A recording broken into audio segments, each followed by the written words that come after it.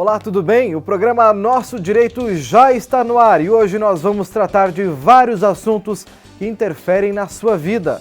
Milhares de processos se acumulam no judiciário, mas existe uma forma mais simples e rápida de resolver um problema. Você vai conhecer o serviço de mediação que tem resolvido questões entre as pessoas sem que elas transformem os casos em processos na justiça.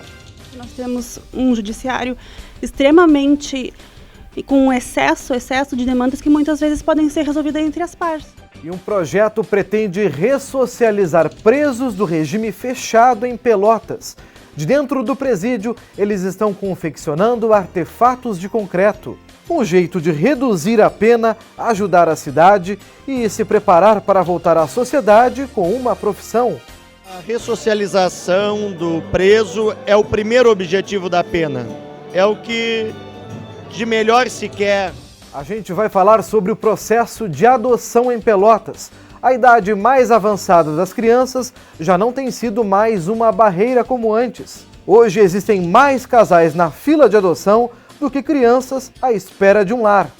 Há pouco tempo atrás era muito difícil conseguir adotantes para crianças de mais de 3 anos. Mais de 3 anos já era considerado adoção tardia. Hoje, atualmente, nós conseguimos facilmente uma adoção para uma criança de 10 anos. Estamos conseguindo grupos de irmãos também. A adoção interracial, que se chama, não é nenhum problema mais. O Nosso Direito de hoje também aborda o direito das crianças e dos adolescentes. Pelotas vai ter um cadastro municipal para identificar quem comete crimes de pedofilia. Os números são alarmantes. Em todo o Brasil, 320 crianças são abusadas a cada 24 horas. Hoje, 65% dos casos ocorrem dentro da família. O programa Nosso Direito de hoje está recheado de atrações. Tudo para você ficar bem informado das nossas leis.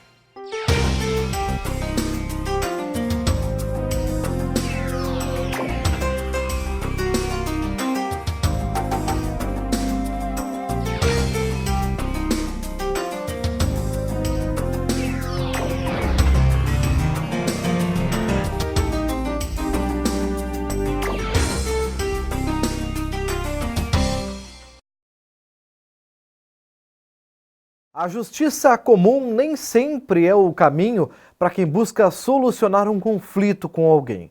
2 leis federais garantem a mediação longe dos tribunais de justiça. E um projeto em Pelotas deve oferecer esse serviço em breve. A gente vai conhecer hoje no Nosso Direito o projeto Mediar Brasil.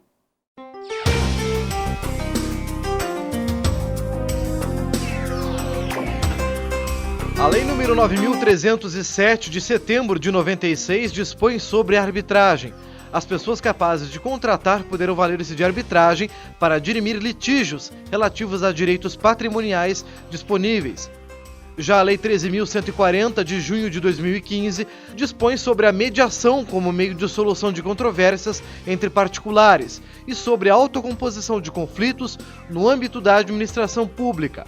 Considera-se mediação atividade técnica exercida por terceiro imparcial, sem poder decisório, que, escolhido ou aceito pelas partes, as auxilia e estimula a identificar ou desenvolver soluções consensuais para a controvérsia.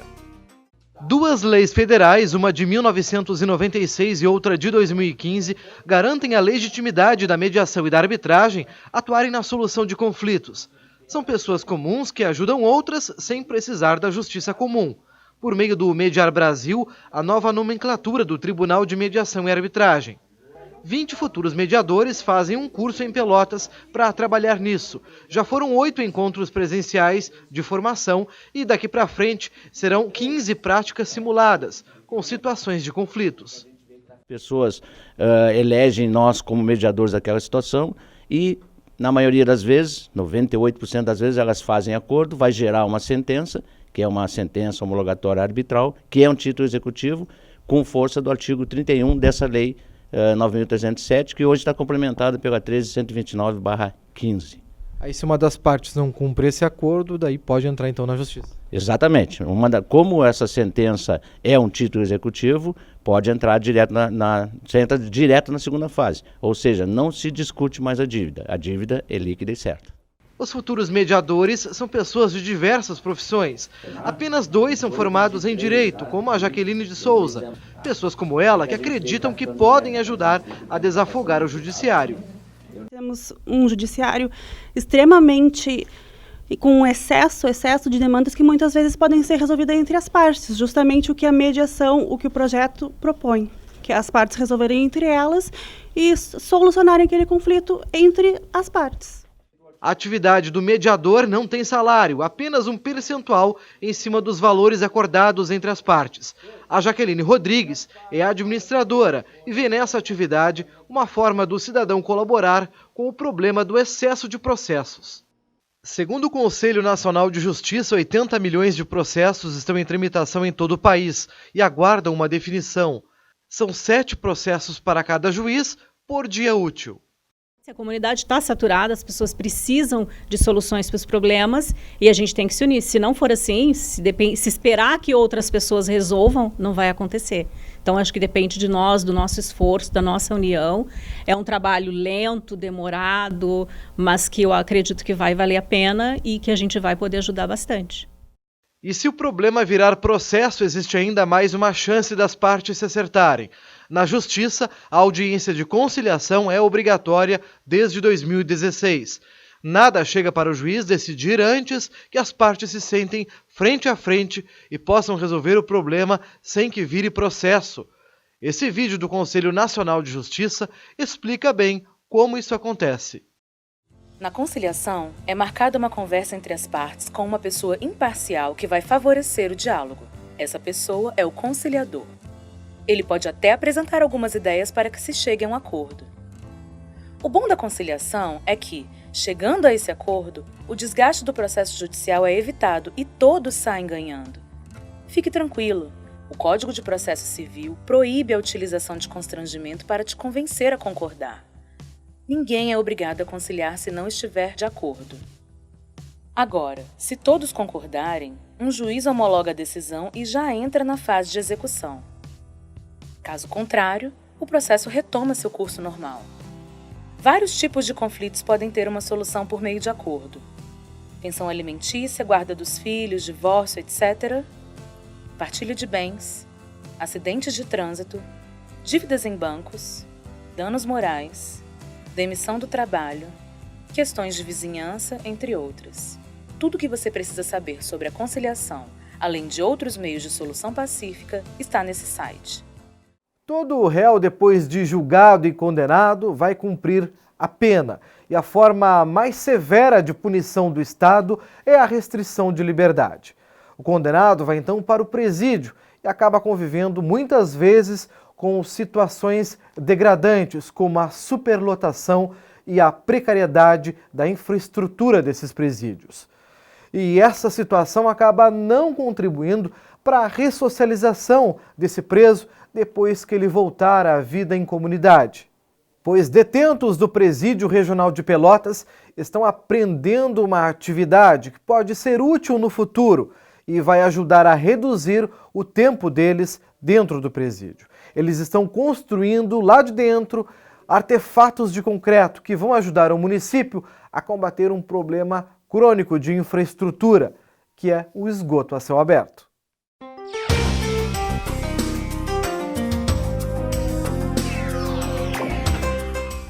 Quando se trata de penas privativas de liberdade, existem 3 tipos: reclusão, detenção e prisão simples, que não são a mesma coisa. Os presos do Presídio Regional de Pelotas estão reclusos, que é uma situação mais grave que as outras. O regime de cumprimento pode ser fechado, semiaberto ou aberto. No fechado, cumpre a pena em estabelecimento penal de segurança máxima ou média. No semiaberto, o detento cumpre a pena em colônia penal agrícola, industrial ou em estabelecimento similar. No aberto, trabalha ou frequenta cursos em liberdade durante o dia e fica na casa do albergado ou estabelecimento similar à noite e nos dias de folga. A nova estrutura usada por detentos do regime fechado foi inaugurada dentro do Presídio Regional de Pelotas, onde estão 1.100 presos. O local é um dos primeiros do Rio Grande do Sul a implementar o modelo prisional alternativo, que prevê índices de até 90% de reinserção social. A ressocialização do preso é o primeiro objetivo da pena. É o que de melhor se quer na execução da pena, é trazer dignidade ao indivíduo que está cumprindo pena, é profissionalizá-lo. A fábrica vai funcionar aqui dentro mesmo do Presídio Regional de Pelotas. E toda a estrutura dela, que vocês veem lá atrás, foi construída com materiais reaproveitados e também as paredes com tijolos fabricados aqui mesmo. 5 detentos do regime fechado vão trabalhar na construção de artefatos de concreto. A fábrica vai produzir cerca de 200 blocos e tubulações de concreto por dia. Os materiais serão usados em obras da cidade, reformas no presídio e na construção do Centro de Reintegração Social, vinculado à Associação de Proteção e Assistência ao Condenado. São produtos que vão auxiliar realmente na melhoria da infraestrutura das ruas de Pelotas. Várias secretarias vão poder ser beneficiadas, Secretaria de Serviços Urbanos, Obras, Desenvolvimento Rural. Então é bom por todos os lados, é bom para a sociedade, é bom para os presos que ganham uma oportunidade e melhoram a sua autoestima, e é bom para as pessoas que vivem na cidade, que vão ter o retorno na qualidade de infraestrutura das vias da cidade. A ação mão de obra prisional faz parte do projeto Pelotas Pacto pela Paz.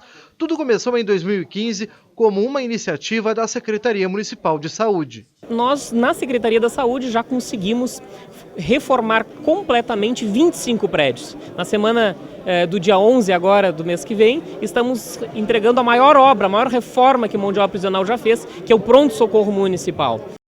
Quem trabalha aqui se beneficiará da remissão da pena, um benefício do condenado que diminui o tempo de duração por meio do trabalho, estudo ou leitura.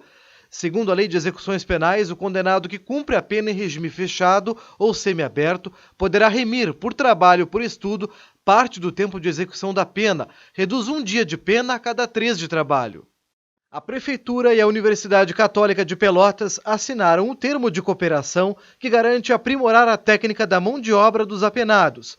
A UCPEL vai fazer testes de resistência e estudos de traço dos materiais produzidos na fábrica.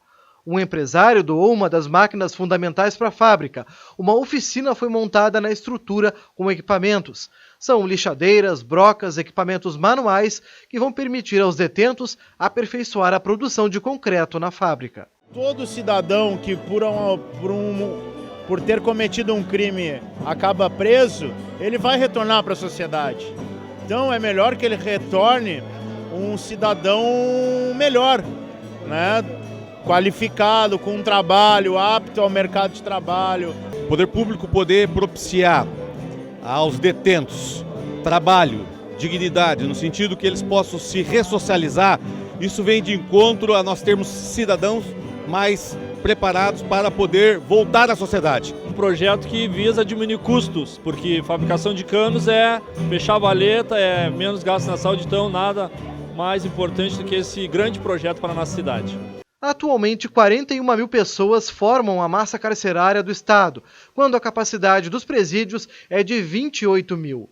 A ideia é construir mais presídios no Estado e também se espelhar em projetos como o de Pelotas para combater a criminalidade. Nós temos o projeto RS Seguro, é um projeto transversal, estruturante do governo, que ele tem uma certa semelhança com esse projeto de segurança pública aqui de Pelotas, né? Eles dialogam, por assim dizer. Eu não tenho dúvida da qualidade, a ideia é muito boa, e nós estamos aos poucos levando isso para todo o estado do Rio Grande do Sul, sem dúvida alguma. E o programa Nosso Direito de hoje vai para um rápido intervalo. Na volta a gente vai falar sobre os desafios do processo de adoção de uma criança e de um adolescente e também do combate à pedofilia. A gente já volta.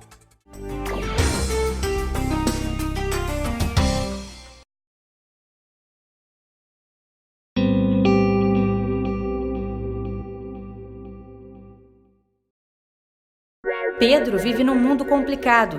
Está cercado de problemas e riscos em casa e fora dela. Ele não tem futuro. Vai entrar para o crime e não tem salvação. O Pacto Pelotas pela Paz quer mudar essa realidade. O programa Cada Jovem Conta detecta comportamentos de risco de crianças a partir de 9 anos. A iniciativa faz o acompanhamento do jovem e incentiva práticas positivas, como esporte, cultura e educação.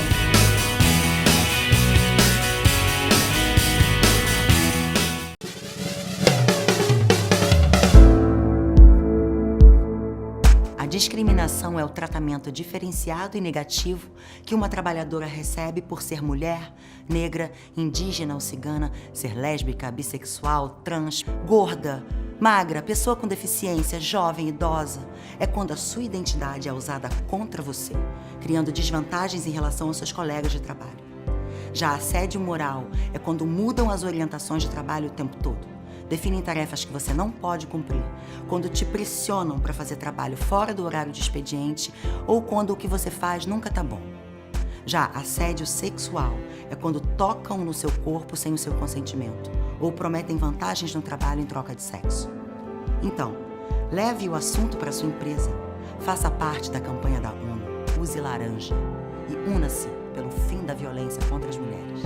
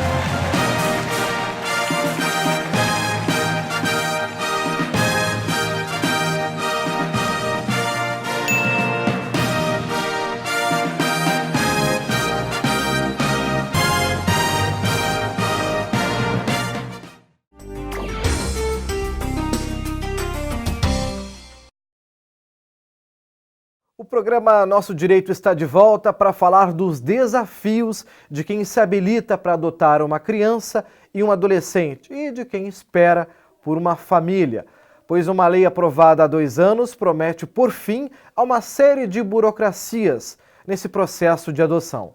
E a Câmara Municipal de Pelotas trouxe esse assunto para um debate no Legislativo Municipal.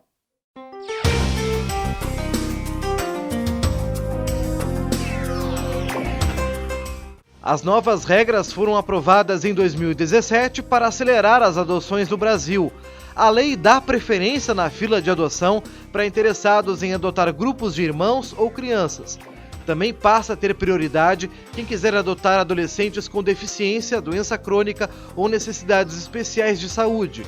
Essa medida foi incluída no Estatuto da Criança e do Adolescente, o ECA. Segundo o Conselho Nacional de Justiça, mais de 12 mil adoções já foram feitas no Brasil. O Sistema Integrado do Cadastro Nacional de Adoção possui mais de 45 mil interessados em adotar e cerca de 9 mil crianças e adolescentes. Entre os desafios para se concretizar a adoção estão a incompatibilidade entre o perfil desejado pelos pretendentes e a realidade das crianças e adolescentes cadastrados, além da burocracia e da morosidade dos processos de adoção. Quanto mais elástico esse perfil, né? Ou seja, quanto maior é a criança, ou se essa família aceita grupos de irmãos, nós temos já na comarca experiência de 7 meses de espera apenas, o tempo que é menor do que uma gestação, né? Mas de acordo com a juíza da Infância e da Juventude de Pelotas, a realidade aqui na cidade vem mudando. Há pouco tempo atrás era muito difícil conseguir adotantes para crianças de mais de 3 anos. Mais de 3 anos já era considerado adoção tardia. Hoje, atualmente, nós conseguimos facilmente uma adoção para uma criança de 10 anos. Estamos conseguindo grupos de irmãos também. A adoção interracial, que se chama, não é nenhum problema mais. Participaram da audiência pública que discutiu a adoção os vereadores Enéas Clarindo, do PSDB, Cristina Oliveira e Eder Blanc, do PDT, e Antônio Pérez, do PSB.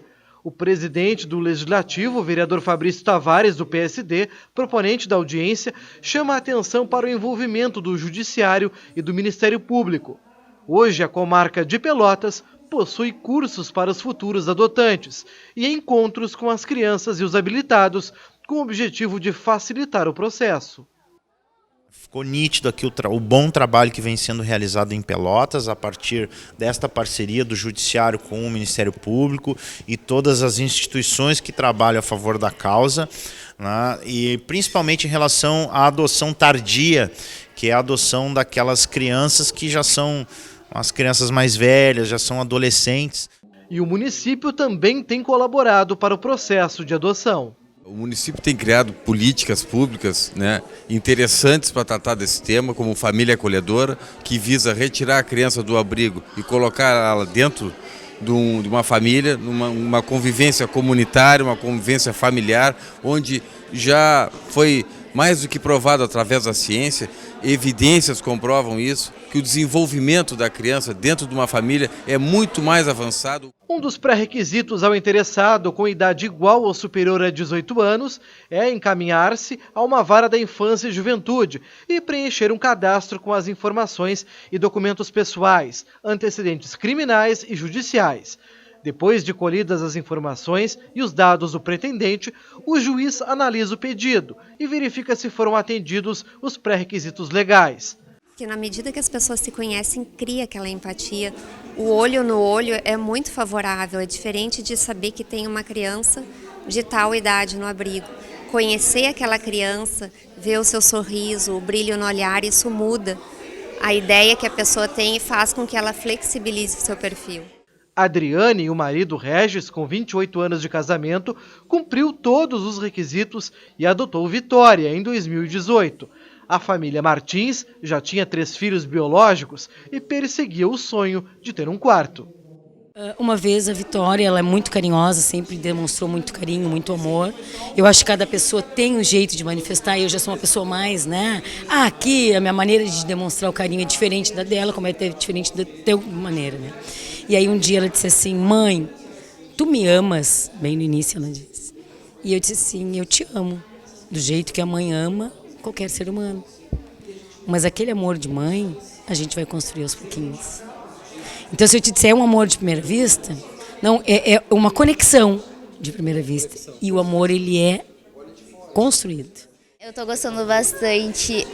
As coisas são bem do jeito que eu queria que fosse mesmo, sabe? Porque eles aceitaram o meu jeito, assim como eu aceitei o jeito deles.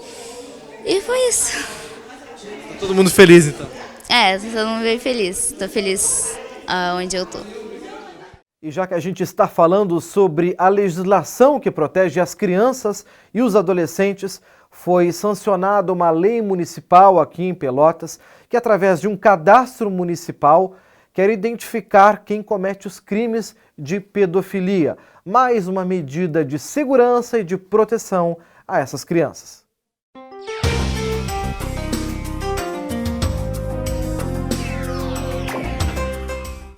No Código Penal, a pedofilia não tem tipificação direta, mas vários artigos prevêem a criminalização de atos contra menores, como estupro de vulnerável e favorecimento de prostituição de crianças e adolescentes. O Estatuto da Criança e do Adolescente trata de crimes envolvendo a pedofilia, por exemplo, na utilização de crianças e adolescentes em cenas de sexo explícito ou pornografia, que, segundo o artigo 241-E, compreende qualquer situação que envolva criança ou adolescente em atividades sexuais explícitas reais ou simuladas, ou ainda exibição dos órgãos genitais de uma criança ou adolescente para fins primordialmente sexuais. Apesar das leis existentes, segundo dados da Secretaria Nacional dos Direitos da Criança e do Adolescente, a cada 24 horas, 320 crianças e adolescentes sofrem abuso sexual. Em 65% dos registros do crime, constam que existe participação de algum membro familiar no crime. E apenas 2% dos casos são denunciados. Pensando nisso, uma lei municipal foi sancionada pela prefeita em junho desse ano, com o intuito de cadastrar os infratores. Uma lei que visa proteger a criança, o adolescente, instituindo o cadastro de pedófilos para que a informação circule melhor entre os órgãos de segurança, para que a gente realmente possa proteger as nossas crianças dessa violência. A lei também está em vigor em outros estados, como no Mato Grosso do Sul, São Paulo e Paraná. Identifica casos de condenação transitada em julgado por crimes de pedofilia presentes no Estatuto da Criança e do Adolescente. Ela foi inspirada por um projeto do deputado federal Maurício Zedrick, que criou o cadastro em nível estadual. É uma forma muito inteligente de reunir dados de pessoas que foram condenadas pelo crime de pedofilia, para que os atores que combatem esse tipo de crime possam estar unificando informações. O cadastro em Pelotas vai conter informações como a identificação pessoal, foto, data, local e circunstância do crime e endereço do infrator.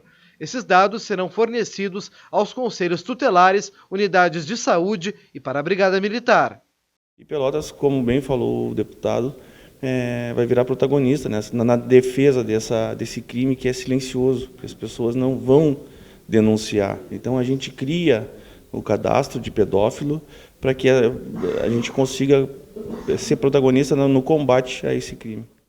Denúncias de abuso e exploração podem ser feitas em conselhos tutelares ou no Disque Denúncia, ligando para o número 100.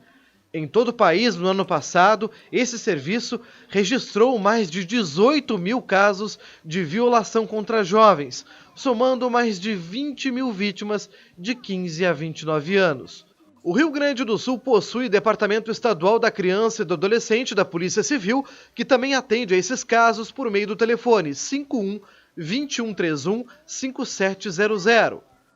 E uma campanha nacional do Ministério da Mulher, Família e Direitos Humanos tem alertado para a importância da denúncia. Meu nome é Eva Luana, eu tenho 21 anos. Eu fui vítima de violência doméstica. Desde os meus 12 anos, o meu padrasto me abusava sexualmente. Além disso, ele agredia minha mãe, ele maltratava a minha família inteira. Se você foi abusada, se você foi agredida ou passou por algum tipo de situação como essa, assista esse vídeo até o final.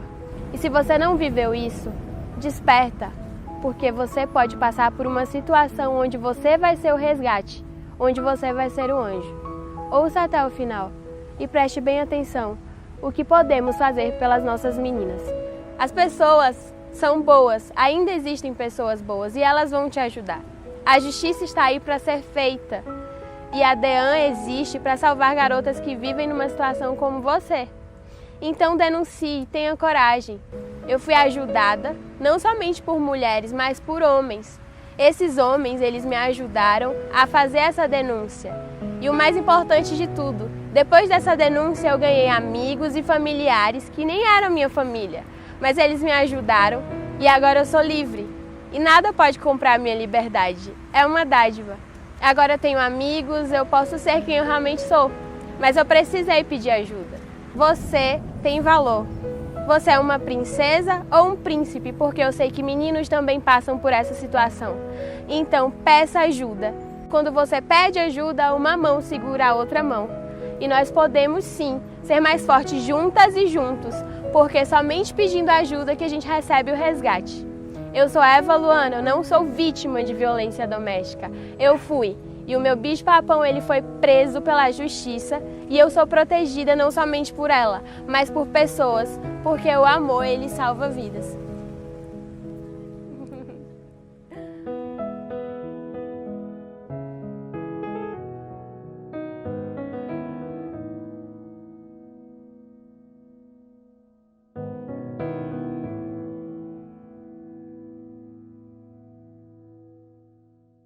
E o programa Nosso Direito de hoje fica por aqui. A gente agradece a sua audiência e te convida a assistir às outras edições nas reprises e foram postadas na nossa página na rede social, que aparece aqui no vídeo. A gente te agradece mais uma vez. Até uma próxima oportunidade. Até lá!